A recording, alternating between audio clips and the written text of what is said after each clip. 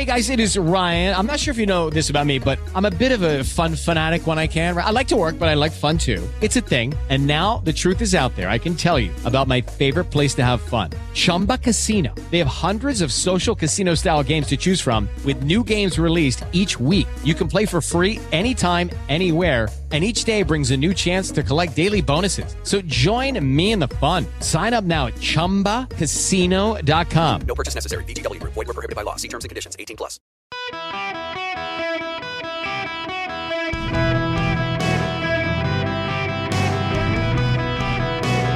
Welcome to the Eric Erickson Show podcast, Hour 3.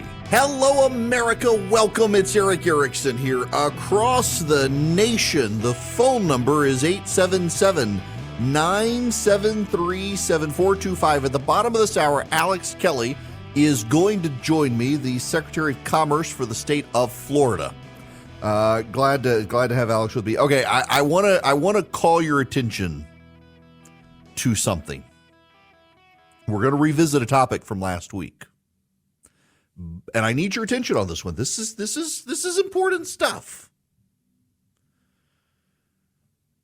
Have you noticed how last week, y'all, I mean, seriously, come on. This is last week in open testimony in the United States Congress. A man who works for the Department of Defense says the United States has non-human, quote unquote, biologics found in crashed alien or non-human spacecraft. They didn't want to say aliens or extraterrestrials. There's no ET phoning home here. ET died in the crash.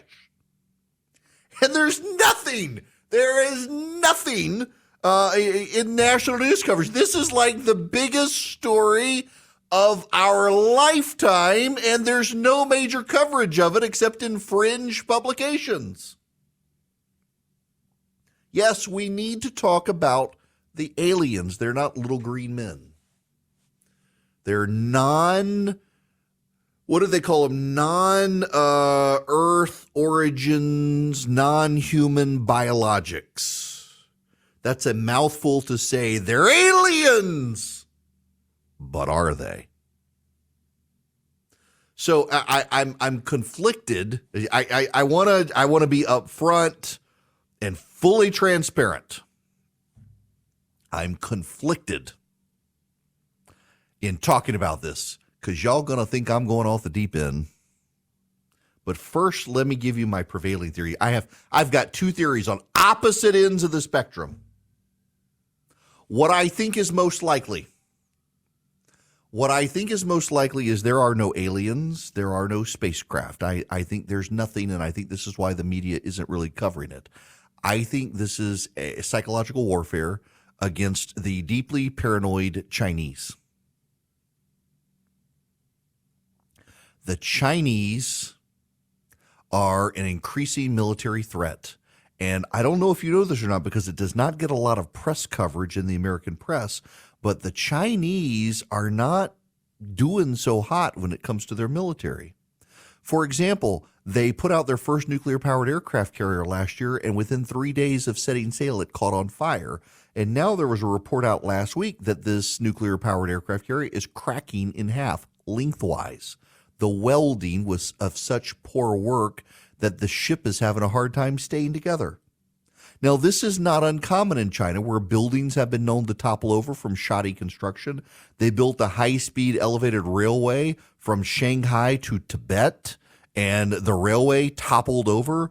And this is one of the problems with communist leadership, is that whistleblowers are killed, so no one blows the whistle. So everyone passes the blame. No one takes responsibility. There's all sorts of inefficiency in communist systems. What I find remarkable, actually, are the number of environmentalists who think capitalism is bad and we need to get rid of capitalism in order to save the planet. And yet when you look at these socialist and communist regimes like China, Cuba, Venezuela, and the like, they are deeply inefficient, deeply polluting, deeply messy, and things just don't work well.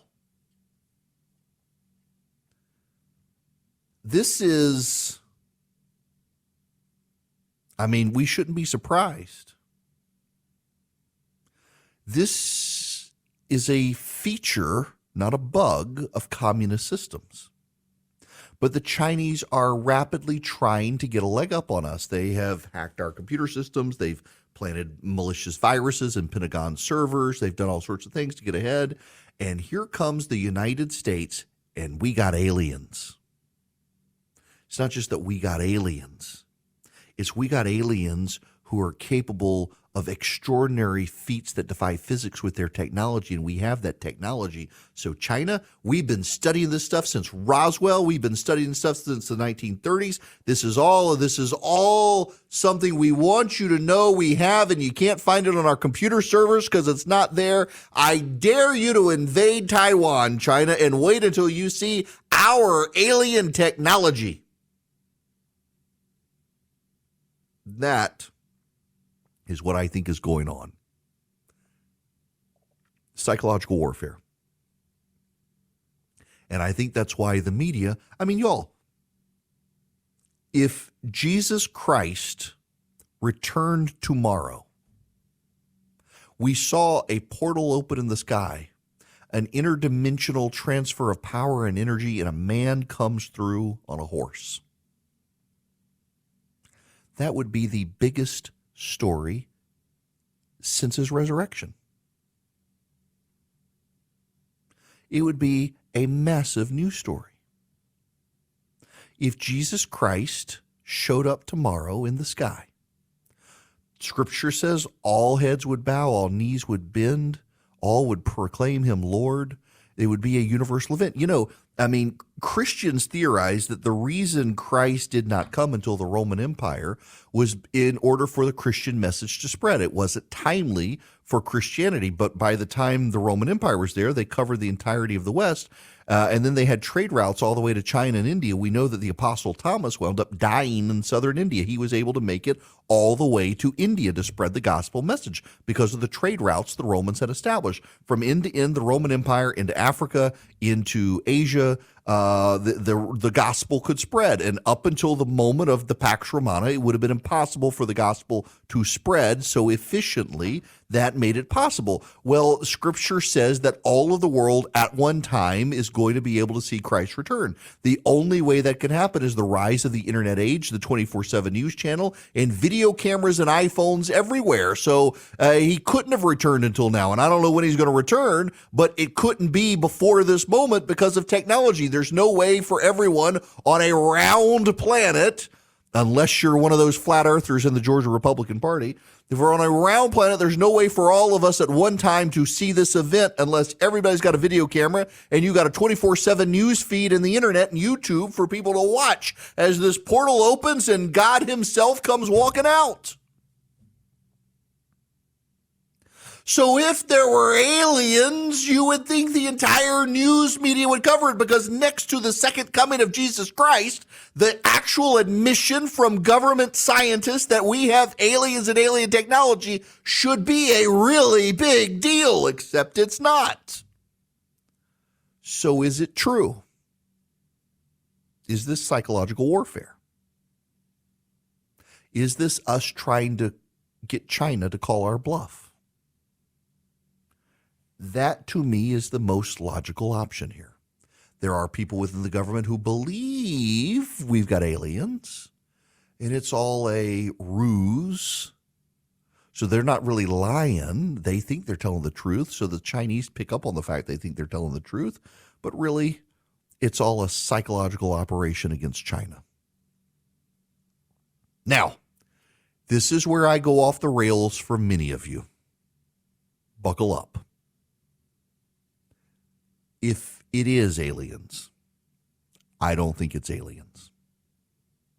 You know, throughout the history of mankind, there have been leaders who rose to power who claimed some sort of divine communication or otherworldly communication. There are actually, even though the rise of powers in Mesoamerica, came with separation of the land bridge across Siberia into Alaska. As they moved their way down, completely distinct cultures have a lot of commonality. Ancient Aztec and Mayan religious forces, the ancient Egyptians, the Sumerians, the Babylonians, they all have a whole lot in common with their religions. It's a very interesting pattern. In fact, the only religion that stands distinct from all the others is the Judeo-Christian religion. And we should pin our finger on Judaism, a monotheistic God who claims to be the God of all things. There are no other gods. The sun and the moon are not objects to be worshipped, but objects of the sky. Moses writes this in Genesis. Moses was raised as a prince of Egypt, and yet this prince of Egypt, who was raised to believe that the sun and moon were gods, says actually they're just objects in the sky. They're not to be worshipped. There's only one God. And then along comes Christianity that fills in the plot line for Judaism.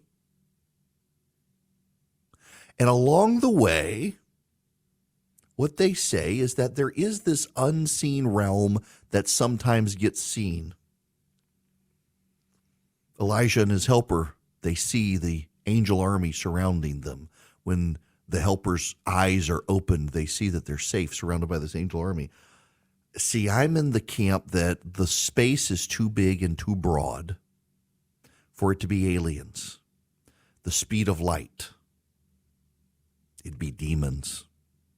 Historically, there are a lot of strong men in the world who came to power, being advised, some of them said by spirits, some of them said by otherworldly beings who advised them and helped them rise to power, and they all turned out to be butchers. The man who inspired Adolf Hitler, he was an English philosopher who was advised, whispered in his ear by an ethereal, bodiless figure whose voice he could hear and who inspired him towards eugenics and white supremacy, and he inspired Adolf Hitler. So former Mexican president in the turn of the 1900s, was a brutal dictator, rose from the middle class, became very wealthy, guided into power, he said, by an advisor from another world, did everything the advisor said. It led to a mass genocide in Mexico before the man himself was brutally murdered. See, our 21st century scientific understanding lacks the ability and the language to appreciate what Scripture refers to as the unseen realm of angels and demons. And I'm of the mindset that if we take the speed of light is a constant across the universe, short of interdimensional transfer, then these aren't aliens we're dealing with. These are deeply dark beings. So it's either demons or a psychological operation. That's where I come down. And look, I'm just telling you, you can say, well, Erickson's off the rails. I just don't think that we got little green men in the universe coming to find us. I don't think if they were able to venture their way all across the universe faster than the speed of light or through some interdimensional wormhole portal that they would suddenly crash on planet Earth in the 30s. I don't believe that if you are capable of faster than light travel, you are capable of not crashing onto planet Earth and being captured by rednecks. And frankly, if they were captured by a redneck from Alabama, you would be taxidermied and mounted on the wall for everyone to see. And that hasn't happened. In an age of cell phones and everything else, we haven't captured these beings anywhere. I mean, all of the video is shaky, like special effects, bad footage. No, there's something else going on. We're either at psychological warfare with China, or we got angels and demons spilling out into the open. But I don't think we have little green men. But if I was forced to choose, are we seeing the demons or are we seeing a psychological warfare operation?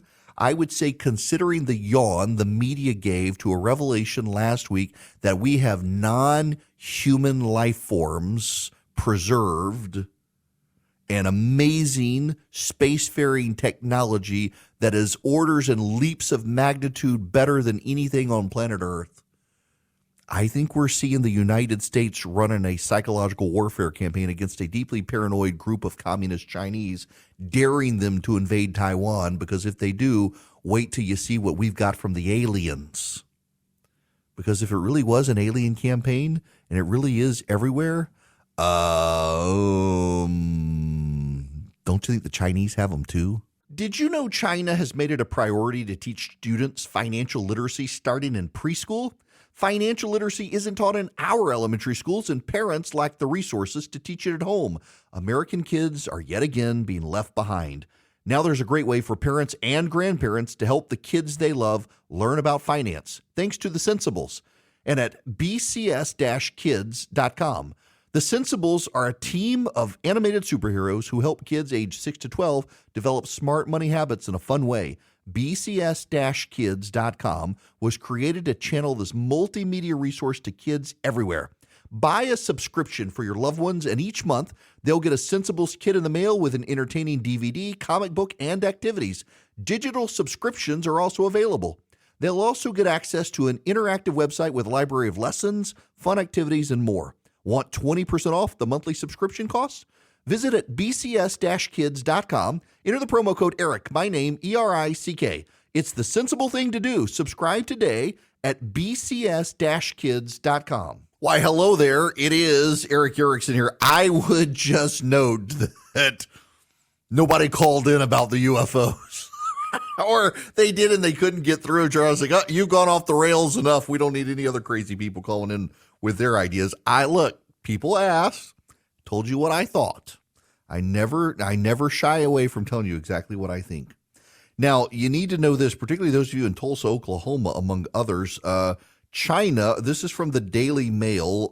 Jim Banks, the congressman from Indiana running for the Senate, he's demanded the education department take action. There are still public school districts in the country that are using Chinese money to advance education. And one of the schools highlighted in the map is the Tulsa Public Schools area with Little Red Classrooms still in operation. They received $17 million. It's been funneled from the Chinese Communist Party connected financial institutions into U.S. K through 12 programs, and that is a problem. There are schools in Texas, Kentucky, Minnesota, Oklahoma, Oregon, and Washington that are affected. The Seattle Public Schools, the Sister School District in Oregon, Highland Park Independent School District in Texas, Tulsa Public Schools in Oklahoma, Cloverport Independent School District in Tennessee, the St. Cloud Area School Districts, and Minnetonka Public Schools in Minnesota. While the U.S. is not officially part of China's Belt and Road Initiative, Chinese state media has touted the work done by Confucius Institutes and Confucius Classrooms to further the Communist Party's global influence, according to a report. And it appears that these school districts are still using that money. This is not a good situation. House Select Committee on the Chinese Communist Party Chairman Mike Gallagher worked to have Alfred University and New York's Confucius Institute closed in recent weeks.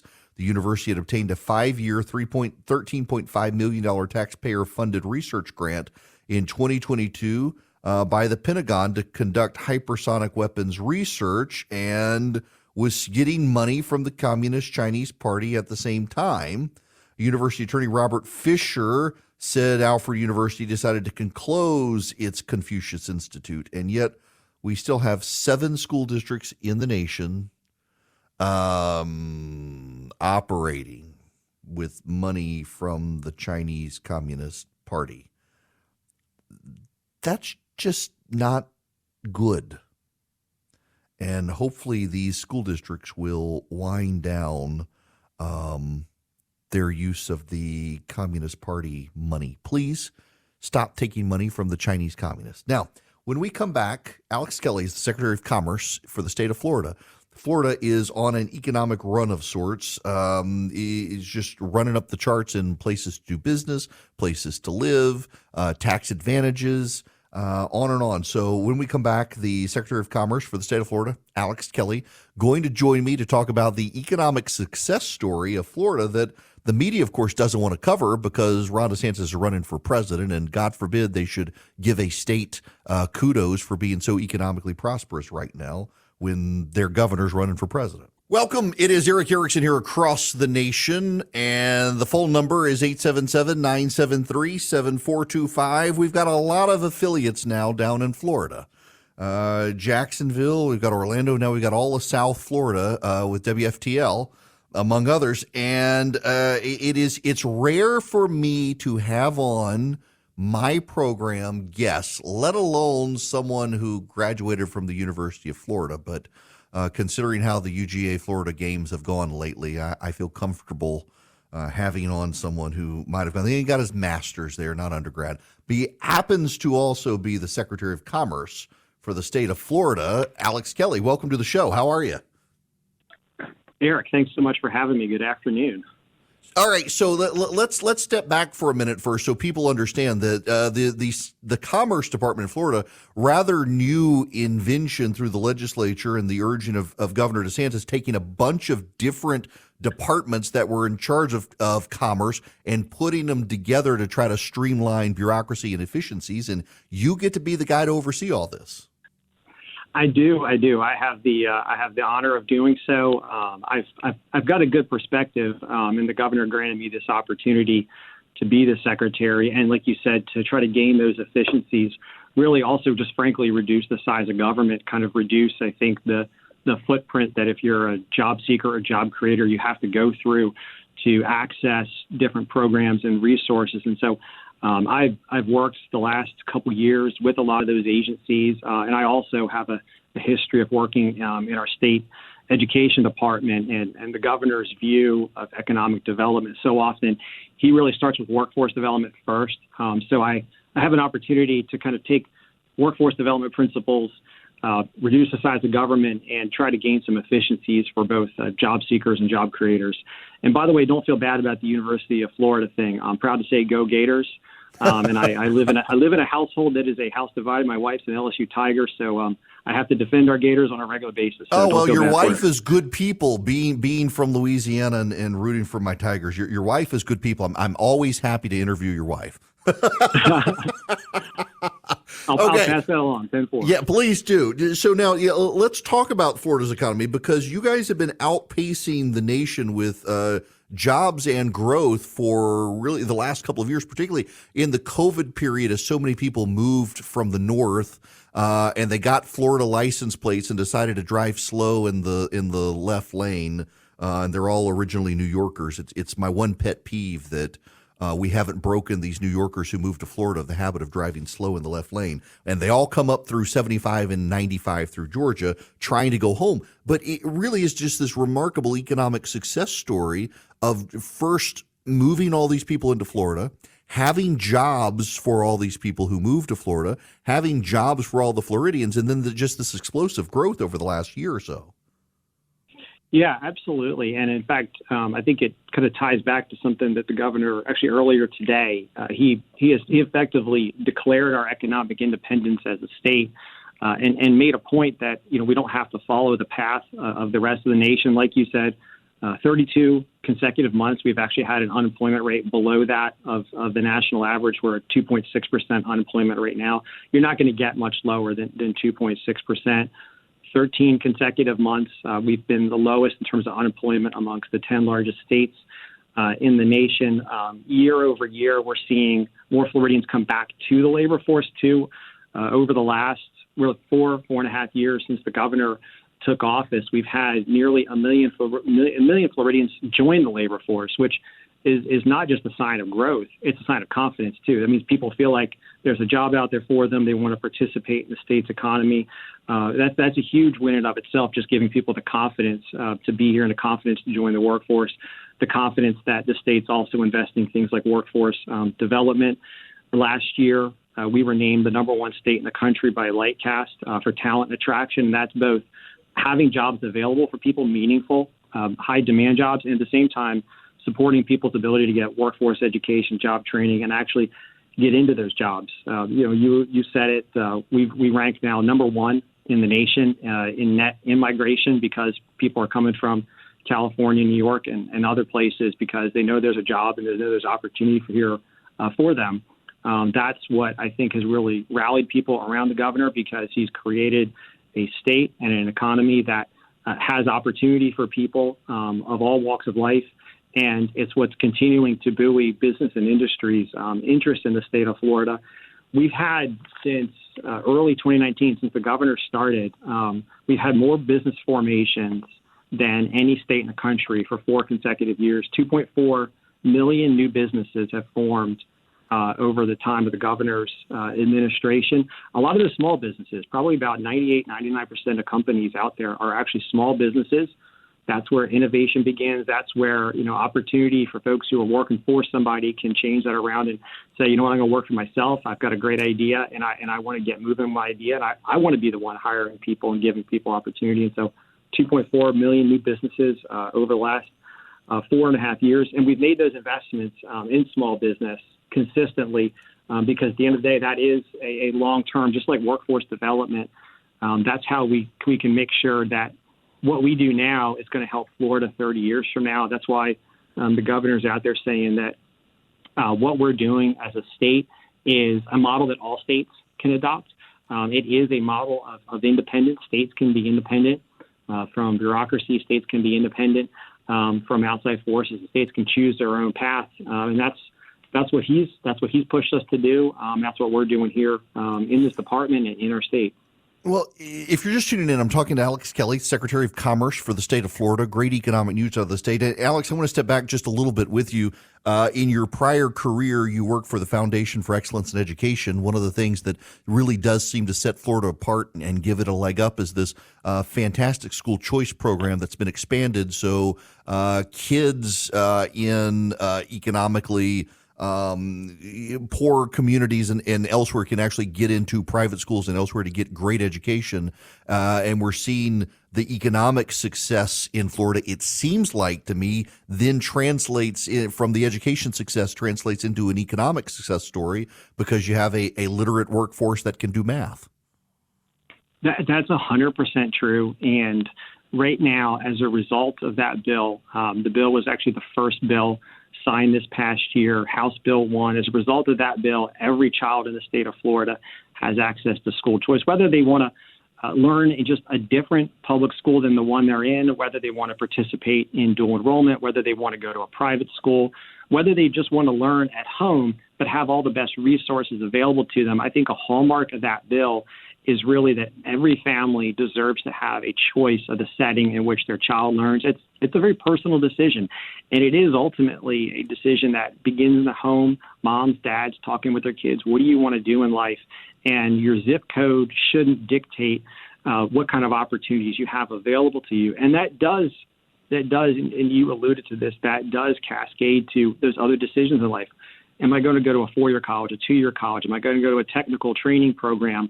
Or am I not sure yet, but I just want to have those resources available to me when I'm ready to make that decision.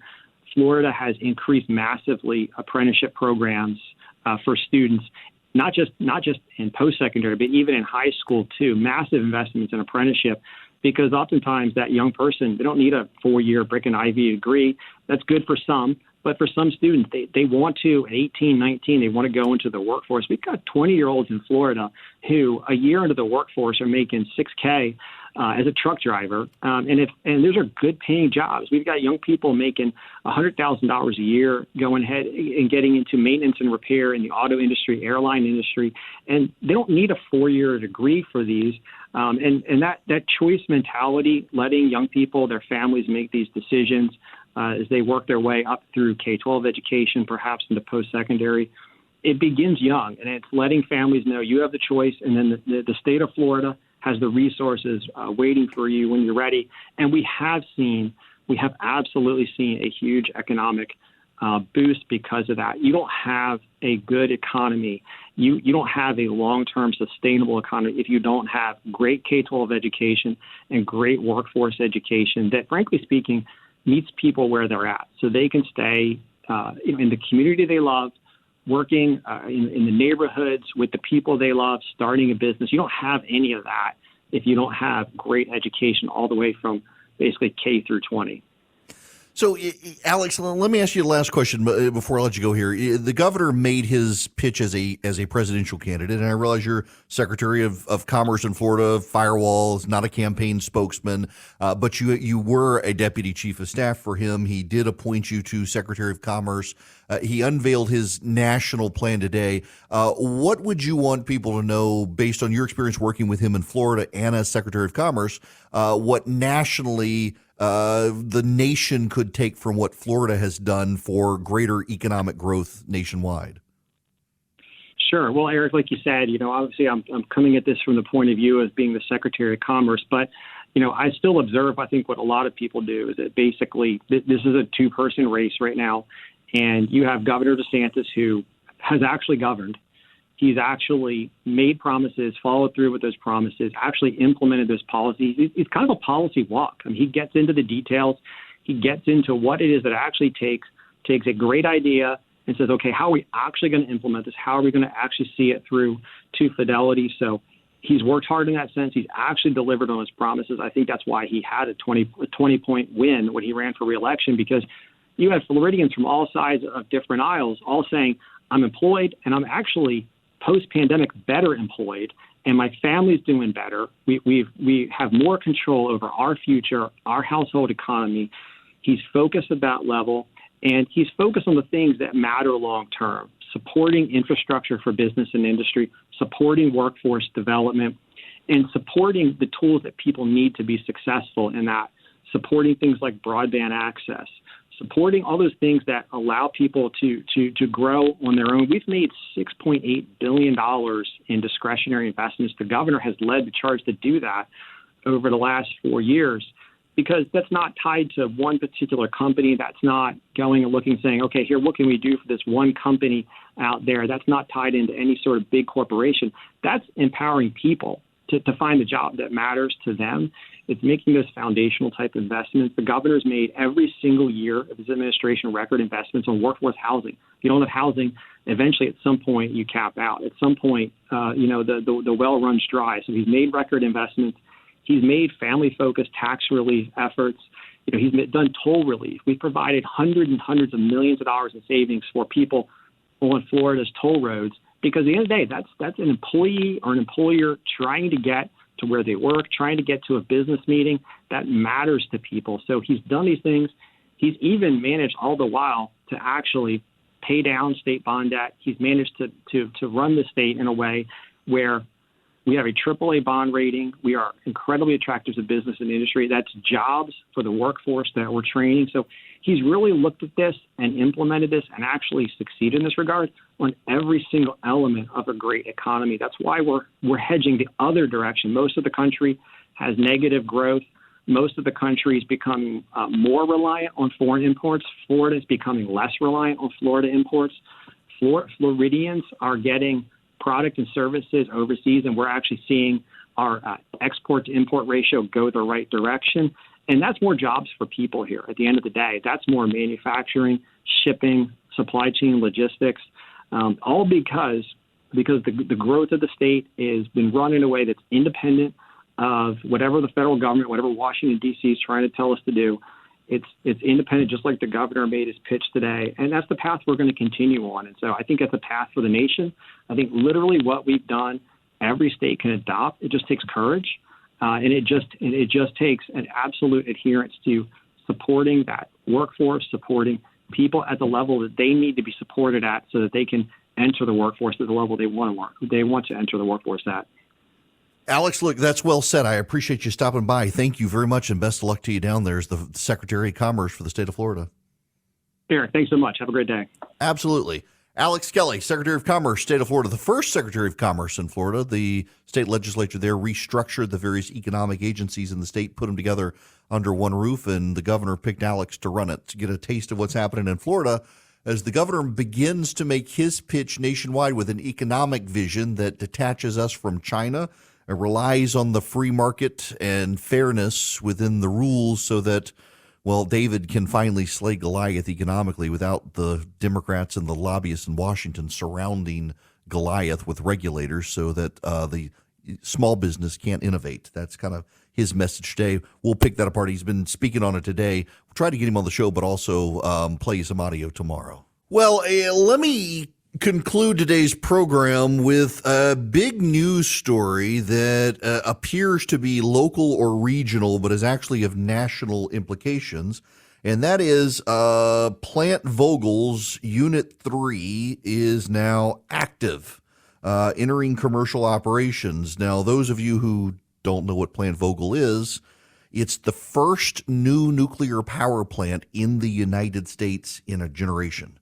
It's the first newly constructed one in over 30 years. It's going to power 500,000 homes and businesses. Once all 4 units are online, it'll be the largest generator of clean energy in the nation. It is a Georgia Power project near Augusta, Georgia, south of Augusta, Georgia. And this is big news because Georgia Power has faced a lot of blowback nationally from environmentalist groups and others who thought they should have favored non-nuclear clean energy. In other words, stuff that can't be used for baseload power. This power plant can be used for baseload power. That is the power that you need at the flip of a switch, as opposed to I can wait for the sun to come up or wait for the wind to blow. When you need power, this is going to do it. It's happening in Georgia. And the reason this is so important for you nationally is we haven't built a nuclear power plant in this country in 30 years. Our institutional and legacy memory for how to do it died. Literally, the men who built the original nuclear power plants in this country are either retired or dead. So Georgia Power had massive cost overruns. There was a huge national push to get them to kill the project because it exceeded costs. And they're like, no, we have to do this. The reason we're exceeding costs is because no one knows how to build a nuclear power plant in the United States anymore. It's all theory. Except now, because of their leadership, theory has again become reality. There was a second nuclear power plant in the country being built, but Westinghouse wound up going through a bankruptcy process, and that nuclear power plant was going to be built in South Carolina. It, too, had cost overruns, and the power company there decided to shut down the building because of the cost overruns. And the cost overruns were all related to the fact that we don't have any technical know-how in this country. It is essentially the blind leading the blind based on what prior generations did. And Georgia Power stuck with it.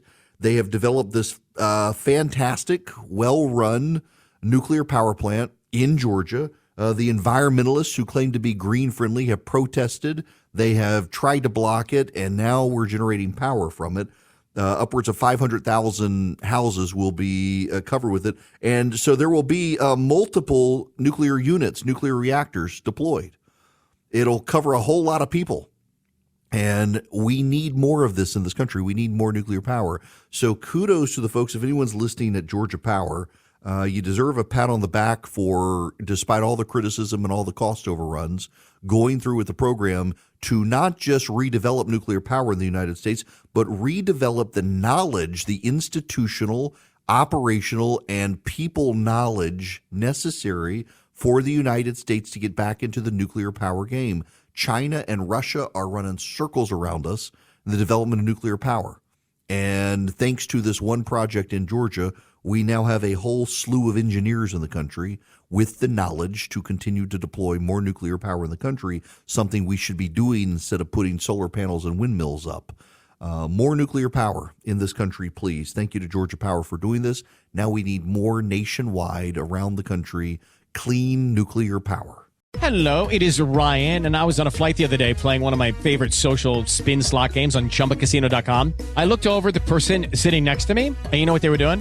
They were also playing Chumba Casino. Coincidence? I think not. Everybody's loving having fun with it. Chumba Casino is home to hundreds of casino-style games that you can play for free anytime, anywhere, even at 30,000 feet. So sign up now at ChumbaCasino.com to claim your free welcome bonus. That's ChumbaCasino.com and live the Chumba life. No purchase necessary. VGW Group. Void where prohibited by law. See terms and conditions. 18+.